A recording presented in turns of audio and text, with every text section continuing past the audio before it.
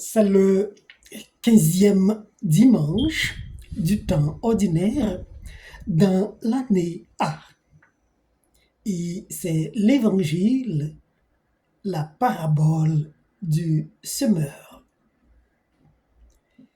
C'est au moment même que tout le monde disait qu'il a fait échec dans l'annonce du royaume. Lui, au contraire, il est en train de camper le royaume comme un semeur qui sème du bon grain, mais éparpillé en des différentes positions. Donc, il est normal à ce qu'il y ait des grains perdus. À bien comprendre, ce n'est pas le royaume qui fait échec, ce sont ceux qui refusent de se conformer à sa proclamation.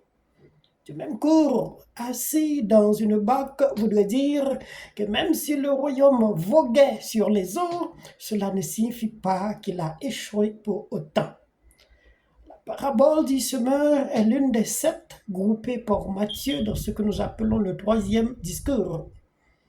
Tandis que pendant un certain nombre de dimanches, nous allons continuer à les énumérer de façon à établir pour le monde croyant qu'est-ce que c'est que l'établissement du royaume.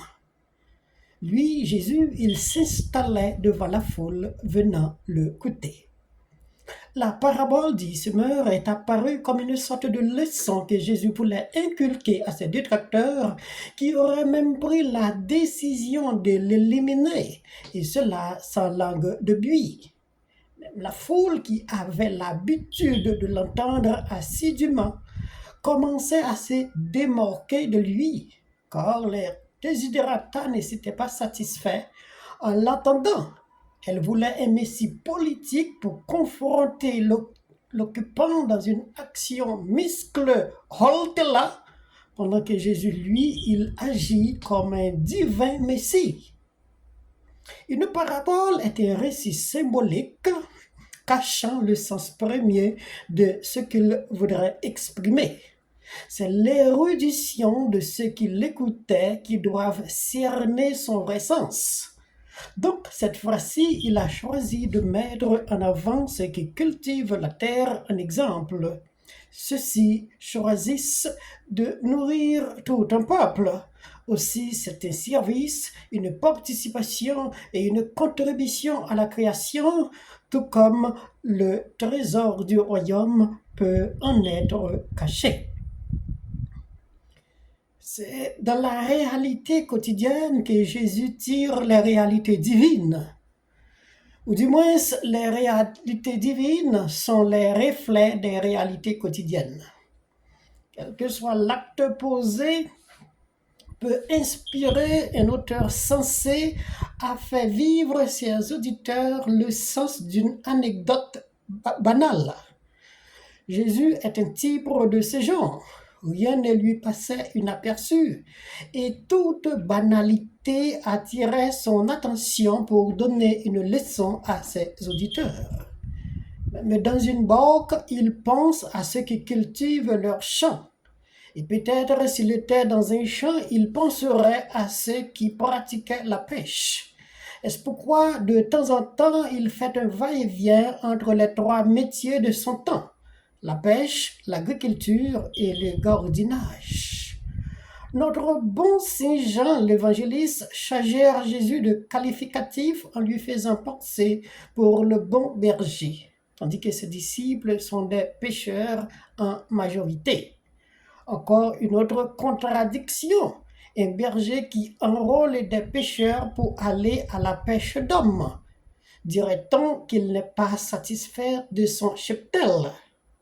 Voilà que Matthieu, sans lui rendre cultivateur, lui amène à observer un semeur qui sème ses grains en se souvenant tout de suite du psaume qui sème dans les larmes, moissonne dans la joie.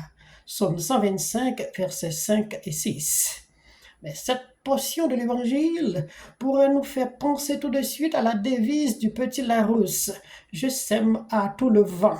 Donc, celui qui sème ne sait jamais où est-ce que le vent emporte ses grains. Évidemment, on les verra pousser en faisant des tiges et des feuilles un peu partout autour du champ. mais cela ne garantira pas une bonne récolte et surtout même pas des fleurs. Jésus, le royaume par excellence, est semeur du bon grain, mais la récolte, c'est le labeur de son Père. Sauf, par constat, il faut que la majorité des grains étant tombés dans de bonnes terres apporteront une abondante moisson, même quand les ouvriers sont peu nombreux. Alors, priez donc le maître de la moisson pour qu'il envoie des ouvriers à sa moisson. Luc chapitre 10, verset 2.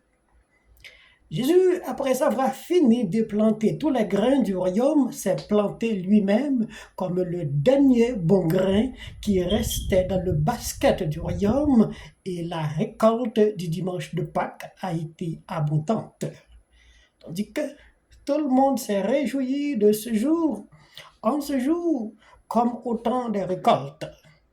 C'est dans les larmes du vendredi saint que nous avons semé le plus grand et le plus beau grain de la sémence. Et aussi, c'est au jour de Pâques que la réjouissance de la récolte a été renouvelée, a été retrouvé tout ce qui était dans les larmes du vendredi saint. Comme dit l'Évangile selon Saint Jean, les apôtres furent remplis de joie à la vie du Seigneur. Voilà l'abondance par excellence, voilà la moisson des grains semés, voilà le fruit de la semence, voilà l'enthousiasme des travailleurs. Matthieu a fait faire Jésus une bonne expérience du jardinage en le décrivant avec les difficultés rencontrées après les semailles de grains. Il y a des oiseaux pour les manger, il y a des pierres pour les empêcher de raciner, il y a le soleil pour les brûler et les sécher, il y a des ronces pour les étouffer. Donc Jésus est conscient, avant même de semer les grains du royaume, qu'est-ce qui peut les arriver. Cependant, il a pris la chance de les semer quand bien même. Il sait à quoi le royaume pourrait se heurter, mais lui, il n'est seulement qu'un semeur. Il fait son travail. C'est au maître de la moisson d'en prendre soin s'il aspirait à une bonne récolte. Nos échecs sont ceux de Jésus, à lui de les adapter aux siens. Jésus a déjà connu tous les échecs dans l'annonce et dans l'établissement du royaume. Quel est l'échec humain qui peut lui passer inaperçu ou qu'il n'a pas compris? Il voit et connaître nos essais, nos échecs et nos succès.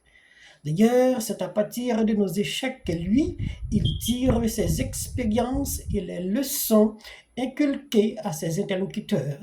Donc, nos échecs sont venus des mauvaises expériences de Jésus lui-même. Et semeur a-t-il perdu son temps en s'aimant?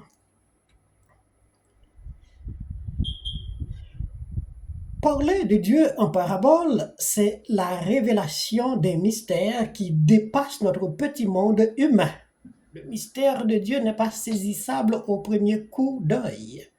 On n'est pas libre devant ce qui est évident. Le mystère n'est pas une vérité qui s'impose, c'est un secret qu'on doit chercher à dévoiler à ceux qui décident de l'entendre, de le comprendre, de le voir, de le vivre, de l'écouter, s'il le faut, le regarder et le contempler. Face à ce mystère, les apôtres ont demandé à Jésus pourquoi s'adresse-t-il en parabole à ce peuple.